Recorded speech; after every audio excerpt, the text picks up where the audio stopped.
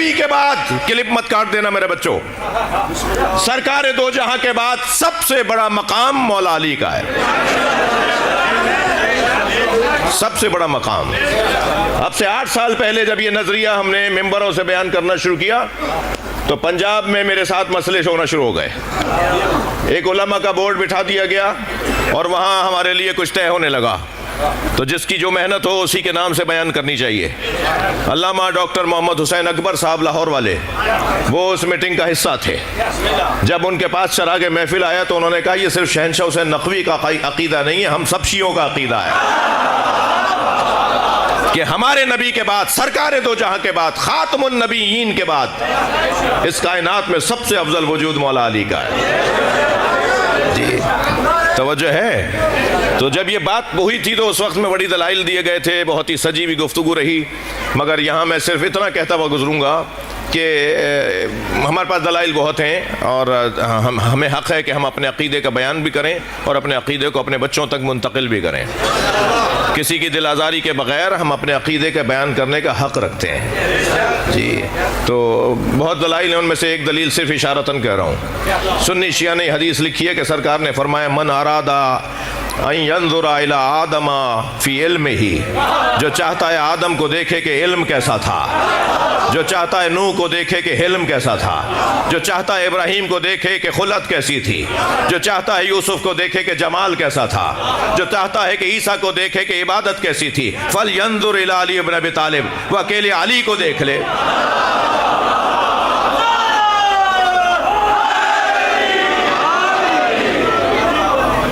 घरों की ताजीम, इस घराने को अल्लाह ने मुअज़्ज़म करार दिया है। और मेरे बच्चों, मेरे अजीज़ों, मेरे सुन्नी अजीज़ भाइयों, हम सबको आज नहीं कल अली वलीउल्लाह पढ़ना है, पढ़ना है। बाज़ जिंदगी में पढ़ेंगे, बाज़ मर के पढ़ेंगे। मर के कैसे पढ़ेंगे भाई? जब क़यामत में अली के हाथ में अलम नजर आएगा, जब जन्नत के दरवाजे पे अली अली की कुंडी बज रही होगी, जी जब जन्नत में जाने के लिए पूछा जाएगा अली की तहरीर लायो, हम सबको मजबूरन मौला अली को मानना है। और अल्लाह ये मजबूरन डंडे की जोर पे नहीं मनवा रहा। परवरदिगार आलम ने 1150 साल से अली के एक बेटे को पर्दे गैबत में रखा हुआ है। इससे ज्यादा और इख्तियार होता है कोई?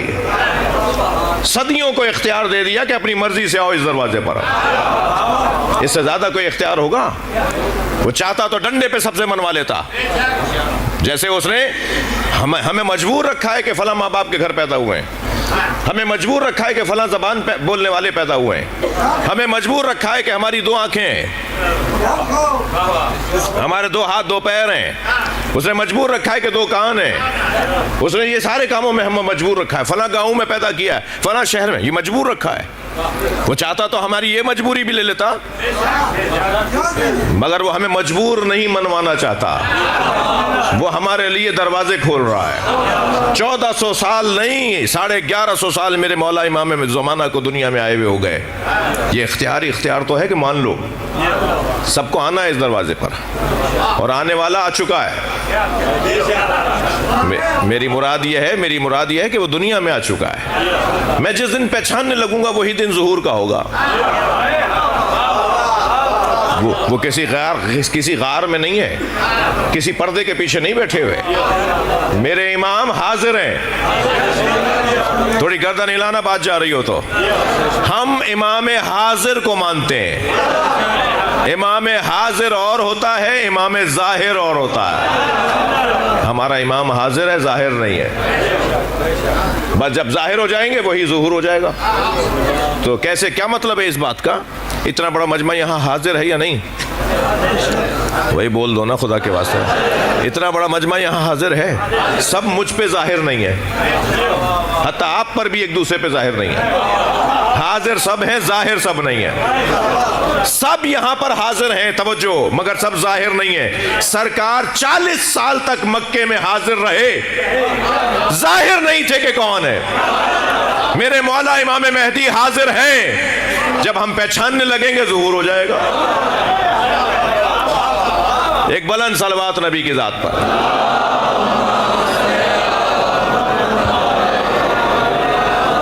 इससे बुलंद सलवात मुमकिन है तो शौकत भाई को यहाँ बिठाओ। तो भाई यहाँ से मेरे भाई, मेरे बड़े भाई जनाब शौकत रजा शौकत, ये इलाही आमीन, इलाही आमीन, इलाही आमीन। मेरे भाई की दुआओं की कबूलियत के लिए, मेरी दुआओं की कबूलियत के लिए एक बुलंदतर सलवात।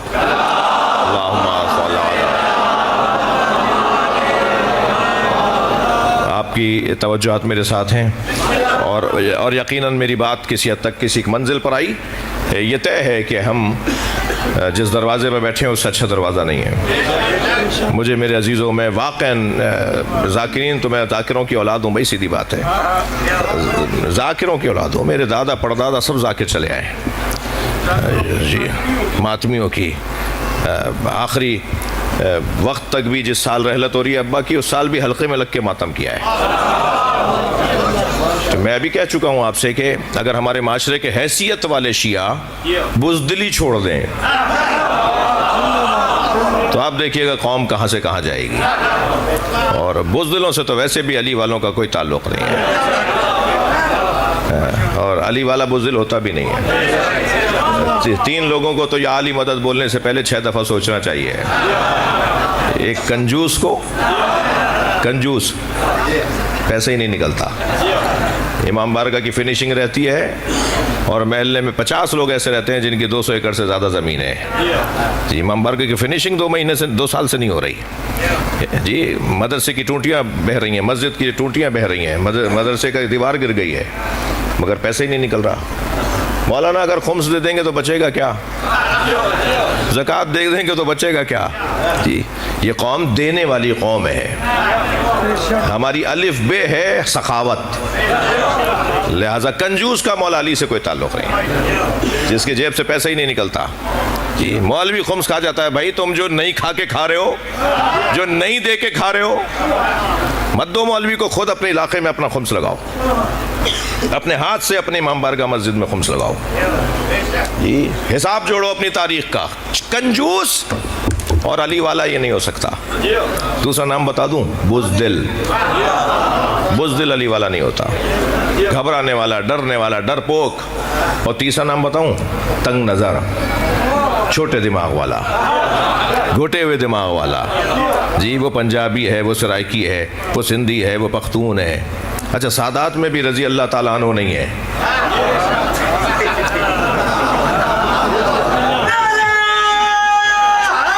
कोई वो काज़मियों का इमाम बारगाह है, वो बुखारियों का इमाम बारगाह है, वो नकवियों का है, वो भाई वो जो है वो शिराजियों का है।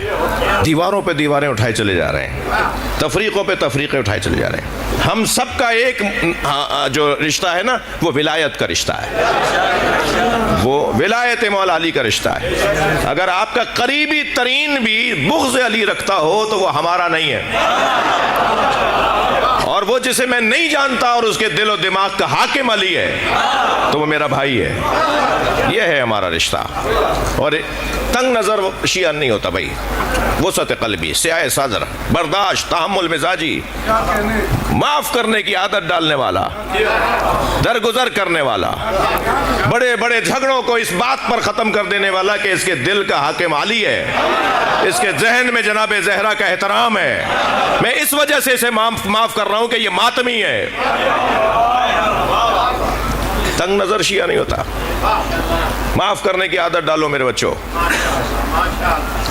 मैं एक रिवायत हदिया करूंगा आपको। महशर में अल्लाह सैयदा को आवाज देकर कहेगा, फातिमा जिसे चाहो जन्नत में ले जाओ। और सैयदा तल तक तो अल्लाह अकबर,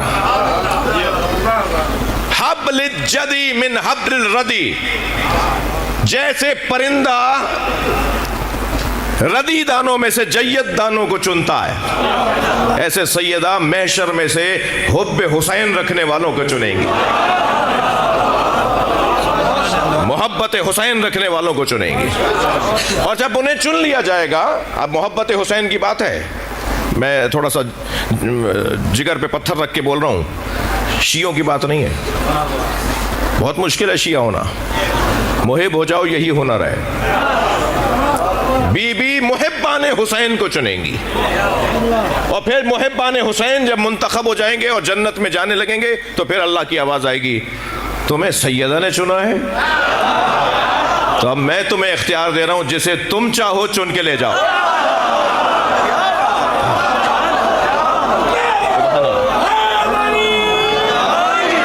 अब वो लोग जब चुनेंगे ना, बस ये रिवायत सुना रहा हूं, फिर शौकत भाई से आप इस्तिफादा करेंगे, फिर वो लोग भी चुनेंगे, उन लोगों में से कुछ लोगों को चुनेंगे। तो जिन्हें वो चुनेंगे नहीं, वो कहेंगे कि सैयदा का चुनना तो समझ में आता है, मालिका है भाई, खातून कायनात है, खातून अव्वल कायनात है, कायनात में सबसे बड़ा वजूद जनाब ज़हरा का है जी। ये सब अगर एक जगह हो जाए तो सब फातिमा हो जाते हैं। हम फातिमा, पूरा जुमला है ये, पूरा जुमला है ये, जुमला ताम्मा है, जुमला इस्मिया है, जैसे हुस्सुकूत है। हदीस किस्सा में अल्लाह जवाब दे रहा है, हम फातिमा, ये सब फातिमा है। एक ही वजूद तो है जी। वो जलवे बिखेरने लगती है तो कभी हुसैन बन जाता है, कभी हसन बन जाता है। तो अब महशर में सैयदा का चुनना तो समझ में आ रहा है। आवाज आएगी, इन्होंने किस बुनियाद पे चुना है? तो उनसे पूछा जाएगा, बताओ तुमने इन्हें क्यों चुना है, क्या मयार था जिस पे तुमने चुना है? तो वो 3 जवाब देंगे। वो कहेंगे कि अशरबकुम लिहुब्ब फातिमा, अशरबकुम शरबतम मिनल माए लिहुब्ब फातिमा। ये वो लोग थे कि जिन्होंने मोहब्बत फातिमा में पानी पिलाया। हाँ, सबीले लगाने वाले अपना मकाम समझें, ये पानी पिलाने वाले अपना मकाम समझें, और पानी की सबीलें रोकने वाले भी अपनी आक़िबत सोचें। हाँ जी, शरबतम मिनल माह, जिसने एक दफा भी तुम्हें पानी पिलाया, लिहुब्ब फातिमा, वो इस मकाम का हामिल हो जाएगा कि वो शिफाअत करेगा। दूसरा, अतअमकुम, जिसने तुम्हें खाना खिलाया, लिहुब्ब फातिमा। ये दस्तरखान लगाने वाले लोग, ये सिर्फ इस बुनियाद पर खाना खिलाने वाले लोग कि जिसको खाना खिलाना हो उसके दिल और दिमाग की मालिका जनाब ज़हरा है, वो फिर खुद शिफाअत के मकाम पर पहुंचेगा। और तीसरा, जिस हदीस को मैं आपके लिए खास तौर पे चाहूंगा कि उस पर तवज्जो करें जी, रद्दा अनकुम गीबतन लिहुब्ब फातिमा। ये वो, इनमें से कुछ लोग वो हैं, कुछ लोग वो हैं, और कुछ लोग वो हैं जो ये कहकर खामोश करवाते थे लोगों को, इसकी गीबत नहीं करो, इसके दिल में जनाब ज़हरा का एहतराम है। अगर शिया की गीबत ही छोड़ दे, नाराज हो गए, अब मैं क्या करूं आपसे? नहीं हुए तो एक सलवात पढ़े बुलंद आवाज।